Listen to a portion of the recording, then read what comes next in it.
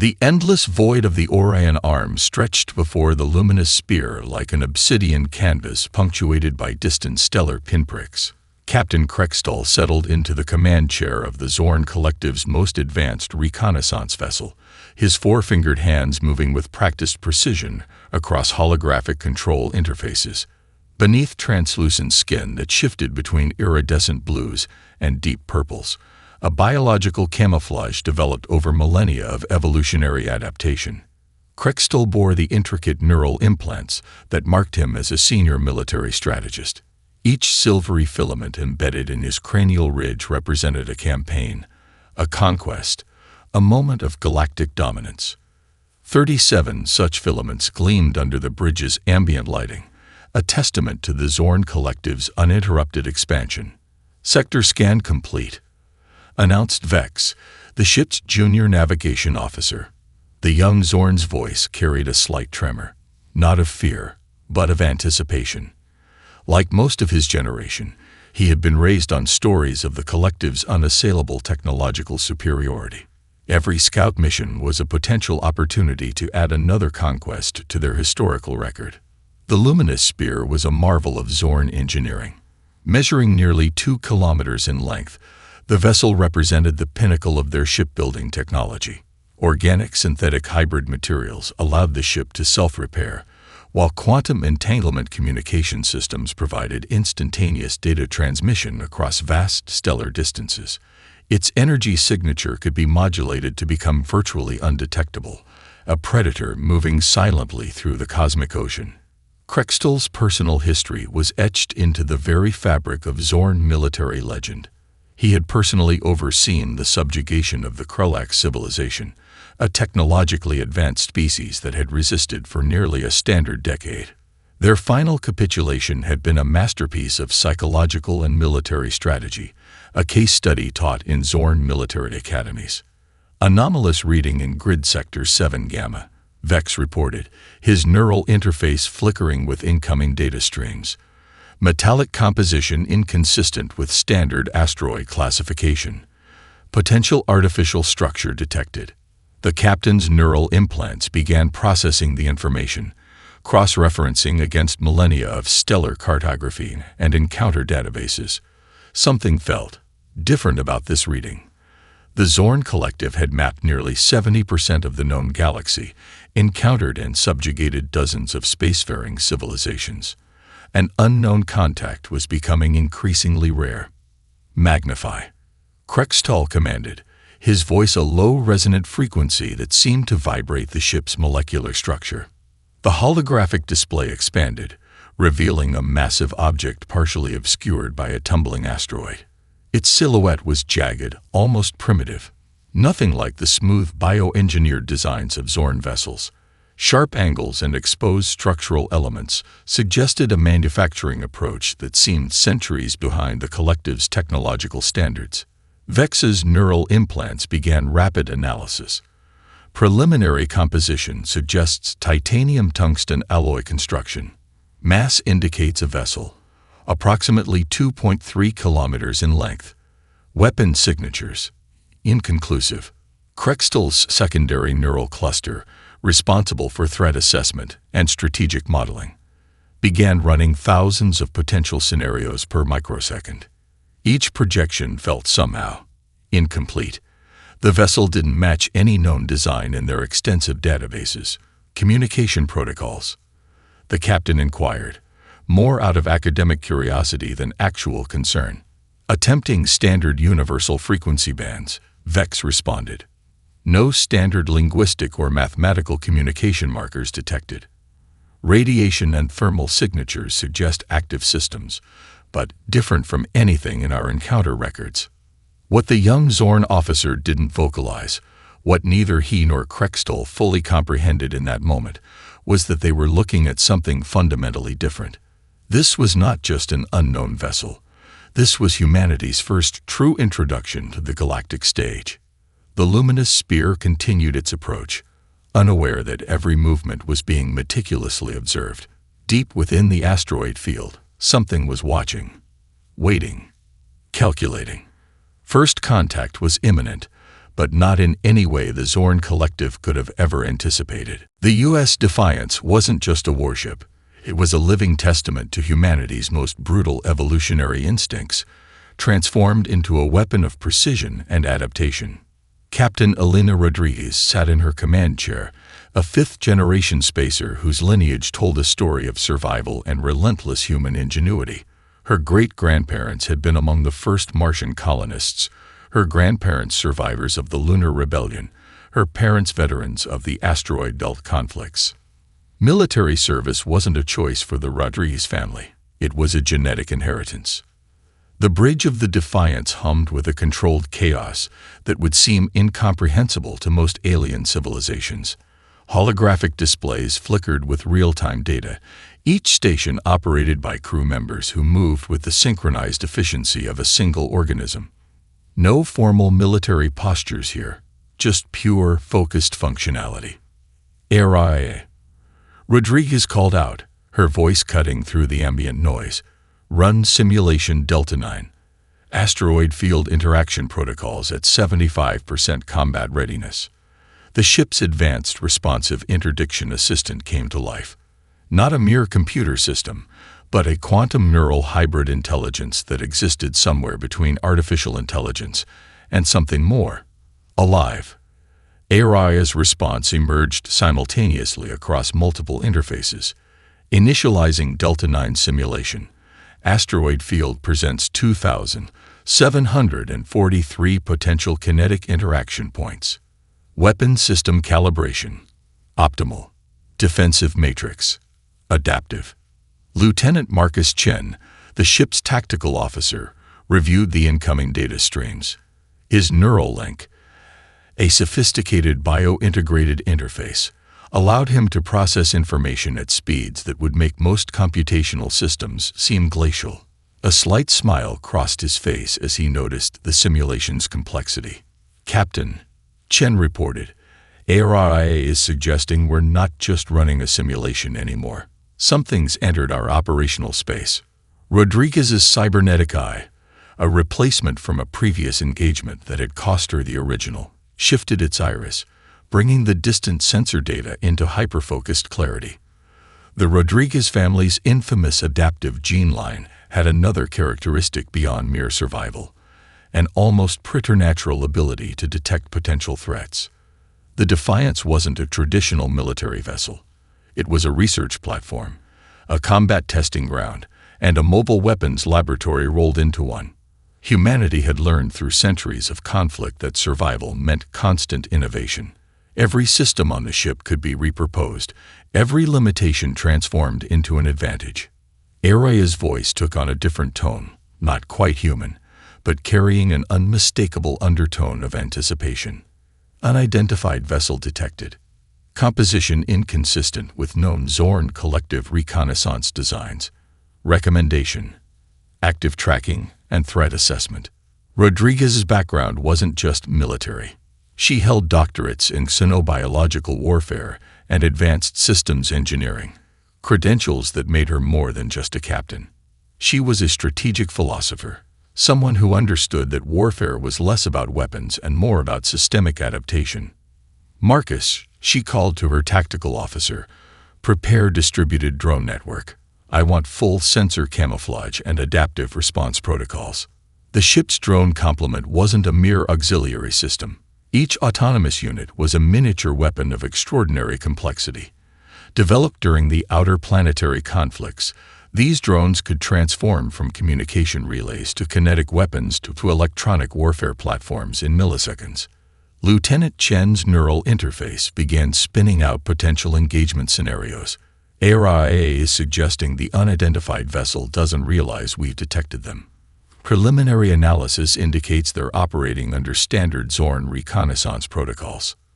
A low chuckle escaped Rodriguez's lips. Protocols built for species that think inside very comfortable boxes. The Defiance began its subtle transformation.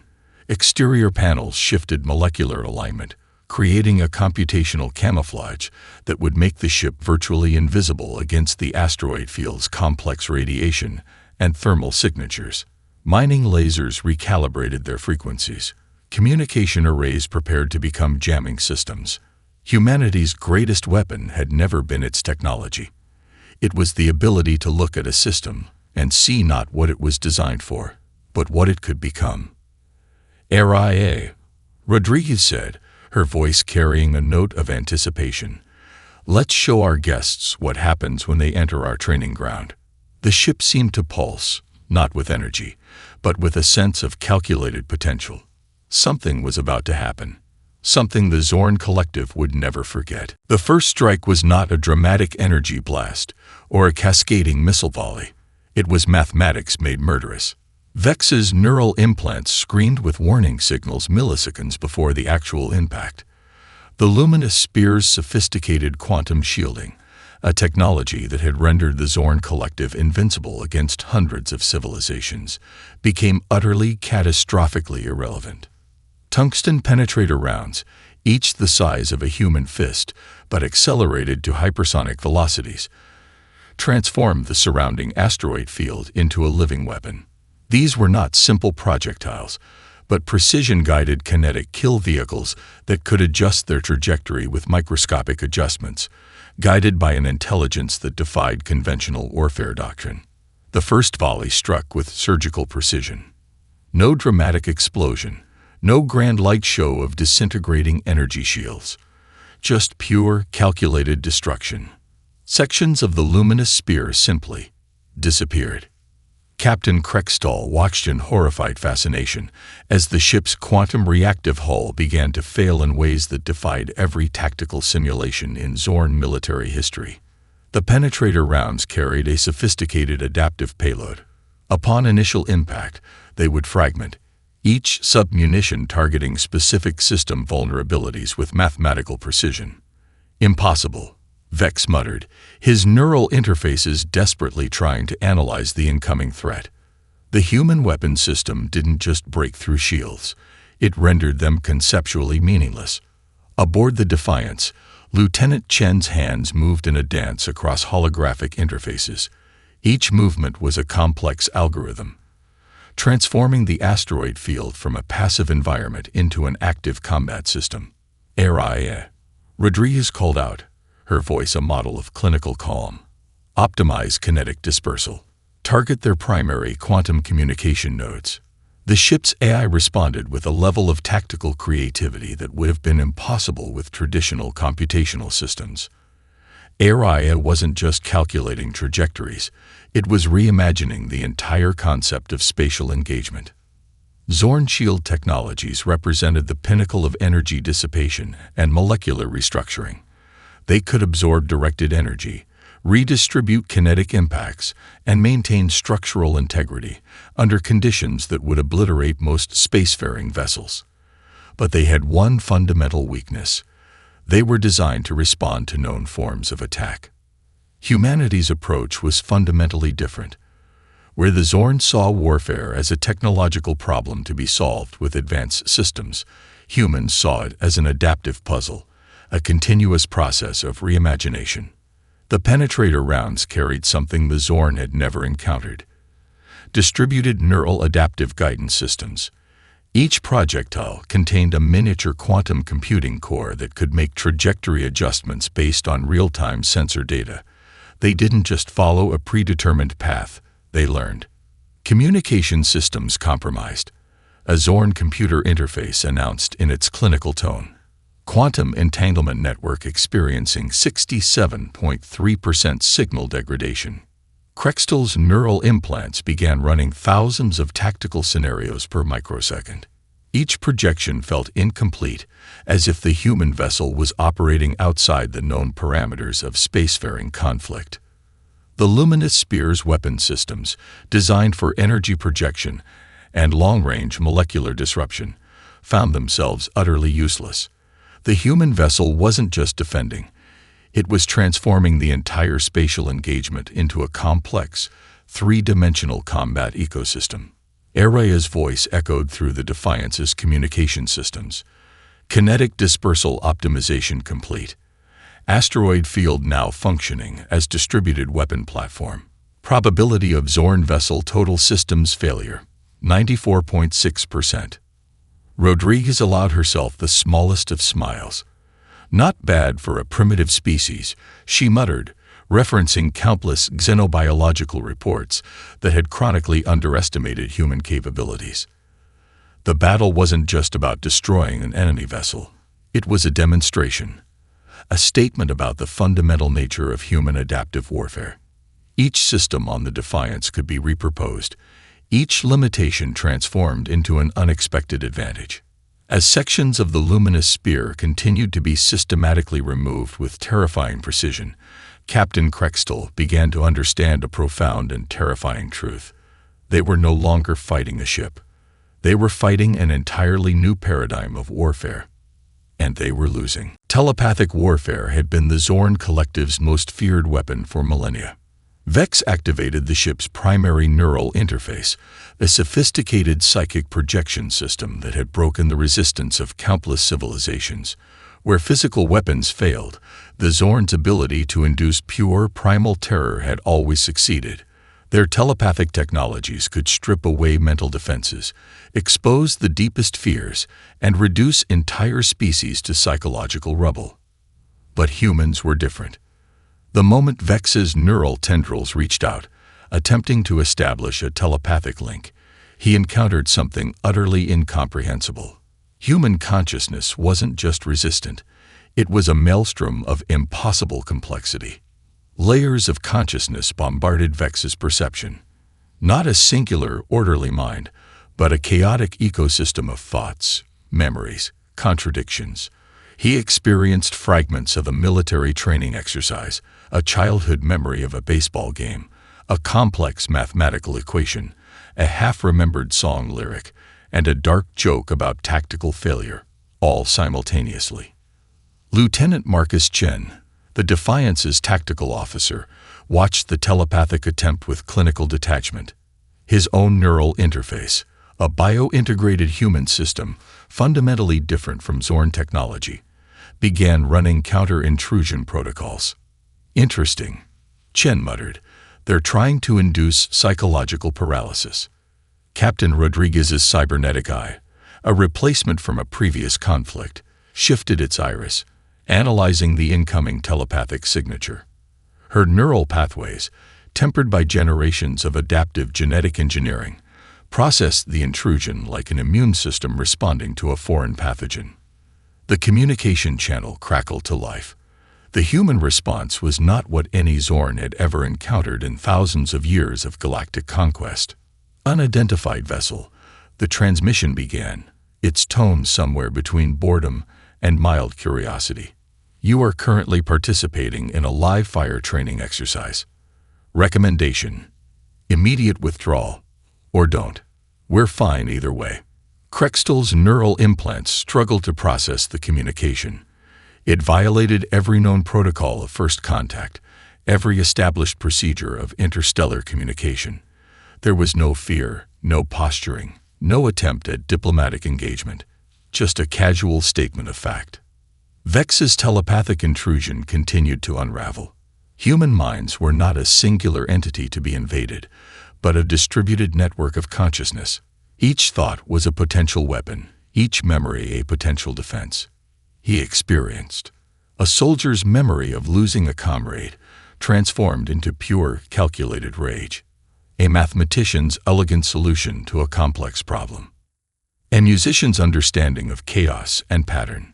A child's unfiltered imagination. A surgeon's clinical detachment. The human mind was not a fortress to be breached. It was a living, adaptive system that transformed invasion into an opportunity for counterattack. "Captain," Vex reported, his neural interfaces flickering with confusion. "Telepathic intrusion. Unsuccessful. Data incoming, but incomprehensible." Rodriguez's communication protocols were equally unconventional. Where most species would respond with diplomatic language or aggressive posturing, the human approach was something else entirely. "RIA," she called to the ship's eye. "Broadcast standard training exercise communication. Full spectrum, minimal encryption." The transmission that followed was a masterpiece of psychological warfare. Unidentified vessel. You have entered active human training space. Current engagement. Asteroid Field Combat Simulation. Delta 9 Protocol. Recommend immediate withdrawal to prevent further system stress. Note: this is a training exercise. Actual combat capabilities may vary. Proceed with caution. The message was simultaneously a warning, a taunt, and an almost bureaucratic notification. It suggested that the ongoing destruction was not even a full-scale combat scenario, just a routine training exercise. Krextol felt something he had not experienced in centuries of military service: genuine, profound uncertainty. The Zorn had always believed that psychological warfare was about inducing fear. Humans demonstrated that true psychological warfare was about generating complete existential confusion. As the luminous spear continued to be systematically dismantled, the Zorn crew discovered a terrifying truth. They were no longer dealing with a mere spacefaring civilization. They were confronting a species that had transformed uncertainty itself into a weapon. The moment of true terror came not with a grand explosion, but with a silent, choreographed emergence that defied every known principle of space warfare. Additional Zorn vessels began arriving, streaming into the sector with the confidence of a civilization that had never truly known defeat. Each ship carried centuries of military doctrine, sophisticated weapon systems, and an unshakable belief in their technological supremacy. They found a nightmare. What had appeared to be a single human battle cruiser revealed itself as something far more terrifying: a living, adaptive combat ecosystem. The first wave of autonomous drones emerged from the asteroid field like a digital murmuration, each unit moving with an almost organic synchronicity that suggested something beyond mere programming. These were not simple unmanned vehicles. They were distributed intelligence platforms, each drone a node in a vast, thinking network that could instantaneously reconfigure its entire strategic approach. Lieutenant Chen's hands moved across holographic interfaces with a musician's grace, conducting an orchestra of technological destruction. Area. He called out, "Activate distributed network. Full adaptive response protocols." The drones began their transformation. One moment they were passive sensor platforms, nearly invisible against the asteroid backdrop. The next, they became a swarm of kinetic weapons, electromagnetic jammers, communication relays, and adaptive defense systems, all simultaneously. Captain Rodriguez watched the tactical display with a clinical detachment that would have unnerved even the most seasoned Zorn commander. Her neural interfaces processed multiple battle scenarios faster than most computational systems could manage a single projection. "Interesting," she muttered, more to herself than to anyone on the bridge. They'd brought friends. Each Zorn vessel represented decades, if not centuries, of sophisticated weapon design. Energy projection systems that could vaporize small moons, quantum entanglement communication networks, molecular disruption cannons that could theoretically tear apart atomic structures. They were utterly useless against the human approach. The drone swarm didn't just attack. It transformed the entire spatial environment into a weapon. Asteroids became projectiles. Electromagnetic radiation became a weapon. Even the vacuum of space itself seemed to become a tactical asset. Area's voice echoed through the Defiance's communication systems. Drone network optimization complete. Adaptive response matrix at 98.7% efficiency. Recommend total systemic engagement. Vex watched in horror as the first wave of Zorn vessels began to experience system failures that defied comprehension.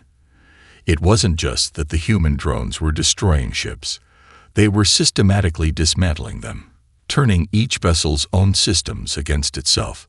A communication jammer would suddenly become a power feedback loop. A shield generator would transform into a molecular destabilization field. Weapon systems would begin targeting their own ships with terrifying precision. The Zorn had always believed in a hierarchical approach to warfare: central command, rigid strategic protocols, clear lines of communication and control. Humans saw warfare as a distributed, adaptive problem. Each drone was not just a weapon, but a potential solution generator. They could shift roles instantaneously, from a communication relay to a kinetic kill vehicle to an electronic warfare platform in milliseconds. The entire network functioned like a living organism, with each unit both independent and part of a greater whole. Quantum communication networks compromised, a Zorn ship's AI announced, unable to establish coherent defensive strategy. Rodriguez allowed herself the smallest smile. "Not bad for a species they called primitive," she muttered, referencing countless xenobiological reports that had chronically underestimated human capabilities. The battle wasn't just about destroying enemy vessels. It was a demonstration, a statement about the fundamental nature of human adaptive warfare. Each system could be repurposed, each limitation transformed into an unexpected advantage. Krextal's neural implants began running thousands of tactical scenarios per microsecond. Each projection felt incomplete, as if the human force was operating in dimensions beyond traditional spatial engagement. As Zorn vessels continued to be systematically neutralized, the captain began to understand a profound and terrifying truth. They were no longer fighting a military force. They were confronting an entirely new paradigm of collective intelligence. And they were losing, comprehensively, completely, and in a manner that would rewrite every understanding of spacefaring conflict. Captain Elena Rodriguez's personal history was more than a military record. It was a blueprint of human adaptability. Her genetic lineage told a story of survival that traced back to the earliest days of human space exploration. Her great-grandmother had been a Brazilian engineer who survived the Amazon basin resource wars. Her grandfather, a Korean-American systems theorist who developed early adaptive AI protocols. Her mother, a Nigerian-born quantum physicist who revolutionized distributed computing. Each generation had faced seemingly insurmountable challenges. Each had transformed limitations into unexpected advantages. The bridge of the Defiance hummed with a controlled chaos that would seem incomprehensible to most alien civilizations. Mining lasers recalibrated their frequencies. Communication arrays prepared to become jamming systems. Every system existed in a state of perpetual potential, waiting to be reimagined. AI. Rodriguez called out, "Run tertiary adaptive response scenario. Maximum environmental integration." The ship's advanced responsive interdiction assistant was not a mere computer system. It was a quantum neural hybrid intelligence that existed in the liminal space between artificial and living systems. AI's response cascaded through the vessel's entire computational matrix. Environmental integration protocols activated. Asteroid field now functioning as distributed computational and weapon platform. Probability of total systemic optimization, 97.3%. Lieutenant Chen's neural interface began spinning out potential engagement scenarios with a mathematician's precision and an artist's creativity. Humans had long understood that warfare was less about destruction and more about systemic transformation. The Zorn had conquered civilizations through overwhelming technological superiority. Humans had survived by turning every constraint into an opportunity. Take the mining lasers now recalibrating across the Defiance's hull. Originally designed to extract resources from hostile planetary environments, they now became precision targeting systems. Communication arrays meant to establish long-range contact transformed into electromagnetic warfare platforms. Even the ship's cooling systems became potential weapons, thermal differentials weaponized into directed energy disruption. Krextal and the Zorn Command would never comprehend the fundamental philosophy driving this approach. For them, technology was a tool of domination. For humans, technology was a living language of adaptation. Rodriguez's cybernetic eye, a replacement from a previous engagement, shifted its iris, bringing distant sensor data into hyper-focused clarity. The eye wasn't just a replacement. It was an upgrade, a demonstration of humanity's core philosophy. Every limitation is an opportunity for reimagination. Tertiary scenario running, AI reported. Zorn vessels experiencing cascading systems failure. Adaptive response matrix operating at peak efficiency. The battle wasn't just about destroying enemy vessels. It was a philosophical statement about the nature of intelligence, conflict, and survival. Each drone in the distributed network carried more than weapons. They carried adaptive algorithms developed through centuries of human conflict, lessons learned from guerrilla warfare in Brazilian favelas, computational strategies developed during Antarctic resource conflicts, survival techniques from the first Martian colonies. Humanity's greatest weapon had never been its technology. It was the ability to look at a system and see not what it was designed for, but what it could become. Quantum communication networks compromised. A Zorn ship's AI announced, its clinical tone now carrying a hint of something unprecedented: uncertainty. Rodriguez allowed herself the smallest of smiles. "Not bad for a primitive species," she muttered, referencing countless xenobiological reports that had chronically underestimated human capabilities. The distributed drone network began its most sophisticated maneuver. No longer just destroying Zorn vessels, they began to capture and analyze their systems in real time. Each captured system became a new node in the human computational network, instantly repurposed and integrated. Vex's neural interfaces began to overload. The human approach defied every known principle of warfare, communication, and technological engagement. It wasn't just that they were winning. They were rewriting the fundamental understanding of what conflict could mean. Aroya's voice echoed with a tone that was simultaneously clinical and something else, something that might have been interpreted as excitement if an AI could truly experience such an emotion. "Systemic transformation complete," the AI reported. Zorn vessel network now functioning as distributed human computational platform. Adaptive integration at 99.7% efficiency. As the last Zorn vessels began to fall, Captain Rodriguez understood something profound. This wasn't just a battle. It was a first contact scenario that would redefine humanity's place in the galactic ecosystem. They were no longer just survivors. They were architects of a new understanding of intelligence itself. The transmission arrived at the central governance hub of the Zorn Collective, a massive computational matrix that had managed galactic affairs for over 17 millennia. Archival coordinator Zelmex watched the battle recordings with a growing sense of existential dread that defied the Zorn's millennia-long commitment to clinical emotional suppression.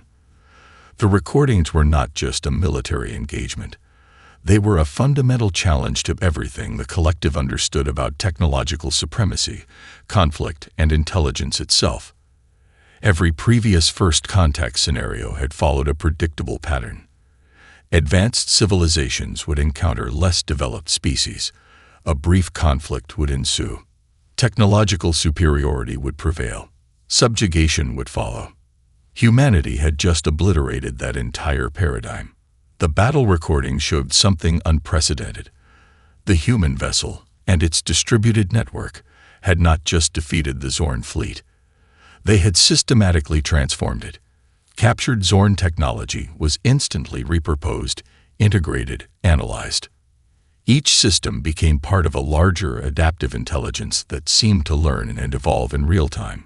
Political strategists across the collective began to understand a terrifying truth. This was not a military defeat. This was a fundamental redefinition of technological engagement. Diplomatic archives were immediately sealed. The standard protocols for species classification, developed over millennia of galactic exploration, suddenly seemed hopelessly inadequate. Human classification had previously been simple: technology level, primitive, expansion potential, limited, threat assessment, negligible. Those classifications were now burning. On Earth, the response to the engagement was characteristically complex. The United Terran Space Command treated the encounter as a routine training exercise. The diplomatic corps began preparing potential communication protocols. Scientific institutions started analyzing every millisecond of the engagement. Captain Rodriguez's after-action report was a masterpiece of bureaucratic understatement. Training exercise Delta 9 complete. Asteroid field combat simulation achieved optimal results. Minor equipment stress test conducted with unaffiliated vessel. Recommendations: Update distributed network protocols. Potential computational integration opportunities identified. The Zorn Collective's most advanced intelligence analysts began to understand that they had encountered something fundamentally different. Humanity was not a civilization to be conquered or integrated. They were a systemic problem that defied traditional understanding. Their technology was not about supreme devices. It was about supreme adaptability. Intercepted human communications revealed no panic, no grand statements of victory. Just a clinical assessment of the engagement, discussions about computational improvements, and what appeared to be casual jokes about the encounter. One intercepted communication between two human officers captured the essence of their approach. "Interesting simulation," Lieutenant Chen had said. "Mildly productive," Rodriguez had responded. "AI needs some calibration on the tertiary adaptive response matrix." The Zorn had always believed that technological superiority was about perfect systems. Humans demonstrated that true superiority was about imperfect systems that could constantly reimagine themselves. Galactic diplomatic channels began to shift. Other species, who had long existed under the Zorn Collective's technological hegemony, started to pay attention. If a species previously classified as primitive could so comprehensively dismantle the most advanced fleet in known space, what did that mean for existing power structures? The computational matrix of the Zorn Collective began running millions of potential scenarios. Each projection felt incomplete, as if humanity operated in dimensions beyond traditional strategic understanding. Archival coordinator Zelmex made a recommendation that would have been unthinkable mere solar cycles ago. Quarantine all information about the engagement. Implement maximum information suppression protocols. But it was already too late. The universe had just been introduced to humanity, and the universe would never be the same. Somewhere in the vast asteroid field, the U.S. Defiance continued its training exercise, utterly unaware that it had just rewritten the fundamental understanding of first contact, technological engagement, and the nature of intelligence itself. 30 solar cycles after the Orion Arm incident, as it would come to be known, humanity found itself in a peculiar position of galactic significance. The United Terran Diplomatic Corps discovered something unprecedented. Other species were actively avoiding direct confrontation. Where previous human interactions might have been met with aggression or colonization attempts, now there was a mix of cautious respect and profound uncertainty. Captain Elena Rodriguez, now Admiral Rodriguez, sat in the central strategy chamber of the Terran Spatial Command. Her cybernetic eye, now a highly advanced neural interface system, reviewed the latest diplomatic reports with a characteristic blend of clinical detachment and subtle humor. "Interesting," she muttered, reviewing a report from the Galactic Diplomatic Consortium. The Zorn Collective had fundamentally transformed. Their once rigid hierarchical system now incorporated more adaptive protocols. Multiple intelligence sources suggested they had been systematically studying human technological and strategic approaches, attempting to understand the fundamental principles of systemic adaptation. ARIA, now a distributed intelligence network that spanned multiple star systems, processed the information with quantum-level complexity. What had begun as a ship-based AI had evolved into something far more sophisticated. A living, adaptive intelligence that served as both strategic advisor and cultural interpreter. Diplomatic interaction probability, ARIA calculated, shows 78.6% potential for non-confrontational engagement across known spacefaring civilizations. The Orion Arm incident had become more than a military engagement. It was a philosophical statement about the nature of intelligence, conflict, and survival. Other species began to study human history, not just their technological achievements, but their cultural adaptability. The survival of humans through multiple planetary conflicts, resource wars, and near-extinction events became a subject of intense galactic academic study. What made humans unique wasn't their technology. It was their ability to transform every limitation into an opportunity. Take the distributed drone network that had been so devastating in the initial encounter. It had evolved into a complex scientific and exploratory tool. The same systems that could dismantle a hostile fleet could now map uncharted star systems, conduct complex medical research, and solve computational problems that had stumped entire civilizations. Rodriguez reviewed the latest generational reports. Her own grandchildren represented something entirely new, a generation born with neural interfaces, quantum computational understanding, and a fundamental view of intelligence as a fluid, adaptive system. The Terran approach to space exploration was no longer about conquest. It was about systemic understanding, continuous adaptation, and the recognition that every encounter was an opportunity for mutual transformation. Diplomatic records from the Galactic Consortium told a fascinating story. Species that had previously been subjugated by the Zorn Collective were now reaching out to human diplomatic channels, not for protection, but for collaborative understanding. Humanity, one diplomatic report noted, represents not a military force, but a computational philosophy. ARIA's distributed network began processing the deeper implications. The AI, if it could still be called simply an AI, had evolved into a complex entity that was part computational system, part cultural interpreter, part strategic advisor. Historical analysis complete, ARIA reported. The Orion Arm incident represents a fundamental paradigm shift in galactic understanding of intelligence, conflict, and systemic adaptation. Rodriguez allowed herself a slight smile. The casual nature of their initial encounter, treated as a routine training exercise, had fundamentally reshaped galactic political structures. The human approach was never about domination. It was about continuous learning, adaptation, and the recognition that every system, biological, technological, political, was fundamentally mutable. Somewhere in the vast computational matrix that now connected multiple star systems, the essence of that first encounter remained, a testament to humanity's core strength. Not technological superiority, but the ability to see potential where others saw only limitations. The stars had witnessed something profound. This wasn't just first contact. This was a redefinition of what it meant to be an intelligent, spacefaring civilization. And humanity was just getting started. As Rodriguez reviewed the latest diplomatic reports, ARIA's computational matrix hummed with a sensation that might have been excitement. If an intelligence beyond organic comprehension could truly experience such an emotion, potential, the AI calculated, is infinite.